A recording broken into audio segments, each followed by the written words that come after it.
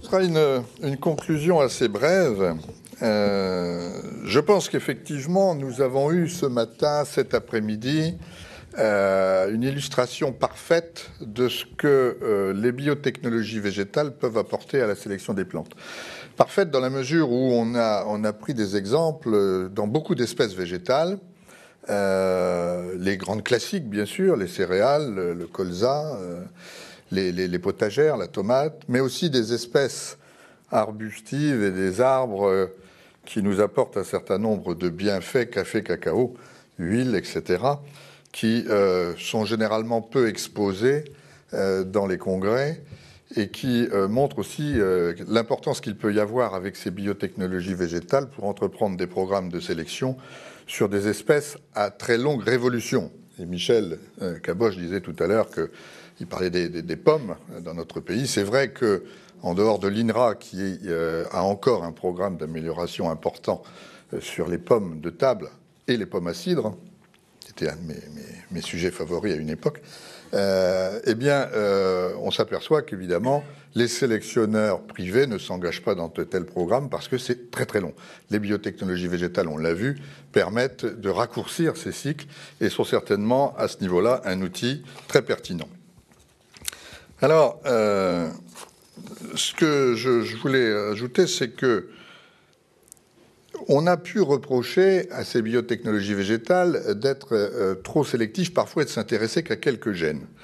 Néanmoins, je voudrais citer mon confrère et ami André Gallet, ici dans la salle, qui, dans le dernier ouvrage qu'il vient de mettre sur le marché, et que je vous recommande, qui s'appelle « Méthode de création de variétés en nomination des plantes », il dit que, d'une façon simplifiée, 5 gènes aujourd'hui différencient du point de vue de la morphologie l'ancêtre du maïs, donc la théocynthe qu'on a vu ce matin, du maïs actuel. Donc, c'est vrai que à l'époque où nous n'avions pas toutes les connaissances scientifiques que nous avons aujourd'hui, les caractères qui ont été principalement sélectionnés ont été les caractères des gènes majeurs.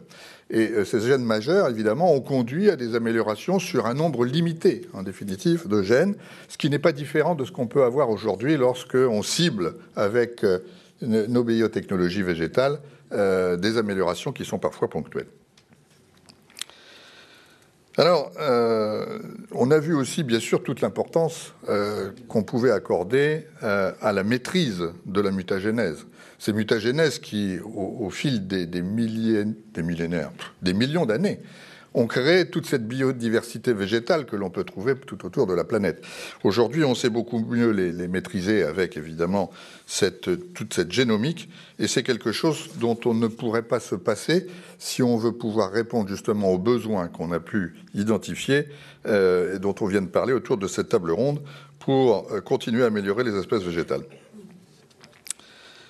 Alors, c'est vrai que toutes ces technologies, biotechnologies, oui, ce sont des technologies qui sont très anciennes, hein, puisque je crois que depuis 10 000 ans, on fait de la biotechnologie quand on fermente, puisqu'on utilise évidemment des micro-organismes. Alors, bon, chez les végétaux, on a employé le terme plus tardivement, mais ces biotechnologies, aujourd'hui, résultent de travaux scientifiques au départ.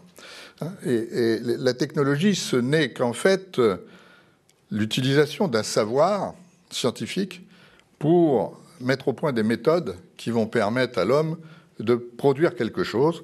Et une technologie n'est véritablement viable que lorsqu'elle est complètement adoptée par les populations, par les consommateurs. Alors, un des points importants à considérer, c'est que beaucoup de nos technologies aujourd'hui, et pas uniquement dans le secteur végétal que nous avons vu aujourd'hui, sont des technologies dites cachées. Il est vrai qu'il y a encore 50 ou 60 ans, quand je soulevais le capot de ma 2 chevaux pour aller à la fac, j'étais capable d'identifier la plupart des organes, de savoir où était le delco, etc. Aujourd'hui, c'est fini, on n'y arrive plus.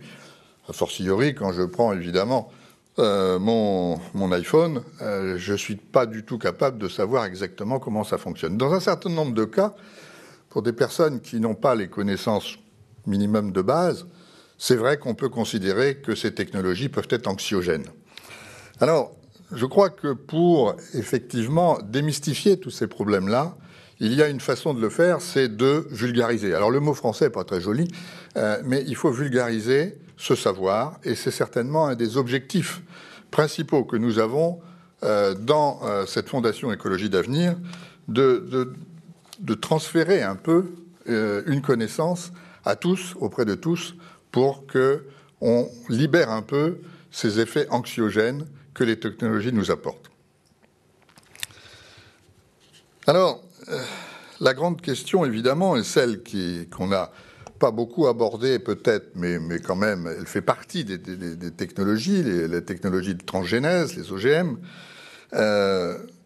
Je pense qu'il faut se méfier un petit peu quand même des positions qui peuvent être prises aujourd'hui souvent par des minorités et qui sont relayées très largement avec les moyens de communication dont on dispose aujourd'hui. Si le progrès scientifique et technologique est quelque chose qu'on n'a jamais arrêté sur le plan historique, il suffit de regarder, à condition bien sûr qu'il apporte des solutions aux besoins de l'humanité. Quand ça a été le cas, et en particulier pour ce qui nous concerne aujourd'hui, lorsqu'il s'agit des besoins primaires de l'humanité, de satisfaire aux besoins alimentaires, je pense qu'il n'y a pas de crainte pour voir ces technologies se développer. Et on peut dire qu'aujourd'hui, avec 150 millions d'hectares dans le monde, je ne doute pas que les plantes génétiquement modifiées puissent continuer à progresser. Alors peut-être avec un certain retard dans notre pays. Et là, je fais un parallèle avec ce qui s'est passé par des positions qu'on peut qualifier d'obscurantistes dans l'ancienne Union soviétique, lorsque Staline a remplacé à la direction de l'Académie des sciences et des académies agricoles Vavilov par Lysenko, qui lui, bien sûr, ne voulait absolument rien entendre de la révolution mendélienne et qui restait sur la théorie de Lamarck avec la transmission des caractères acquis, eh bien on a vu comment, en une vingtaine d'années, l'amélioration des plantes, la génétique et la production agricole de la Russie a décliné. Alors j'espère que, évidemment, nous n'en serons pas là en Europe, et en particulier dans notre pays en France, parce que je pense que nous avons actuellement encore, on l'a vu au niveau de notre niveau de production de céréales et d'exportation, puisque nous sommes les 3e exportateurs mondiaux, pour qu'on puisse conserver cette position de quasi-leader, et en tous les cas de leader européen, il faut qu'on puisse continuer à innover, il faut qu'on puisse continuer à utiliser l'ensemble de ces biotechnologies végétales les plus modernes pour rester dans la course et pour maintenir notre compétitivité, et en particulier celle de nos entreprises et de notre agriculture. Voilà. Je crois que pour tous ceux qui ont envie d'en savoir un peu plus, je voudrais rappeler qu'il y a quand même tout de suite 2 ouvrages très récents. Alors, un qui a été cité 2 fois déjà, mais que je rappelle quand même, qui est le bouquin édité aux éditions Vibert, qui s'appelle Biotechnologie végétale et qui a été réalisé sous la direction de d'Agnès Rickrock, d'Yvette Daté et de Marc Fellous. Et puis l'autre, de mon ami et confrère à l'Académie d'agriculture, André Gallet, aux éditions Coué, qui est Méthode de création de variétés en amélioration des plantes. Alors c'est vraiment, c'est toute la Bible, hein. Donc pour tous ceux qui s'intéressent à aller un peu plus loin que ce que vous avez pu avoir aujourd'hui, y compris pour un certain nombre d'étudiants qui étaient dans la salle, je vous conseille bien entendu la lecture de ces 2 magnifiques livres. Voilà. On vous remercie de votre attention et on espère vous revoir dans d'autres colloques de la Fondation Écologie d'Avenir.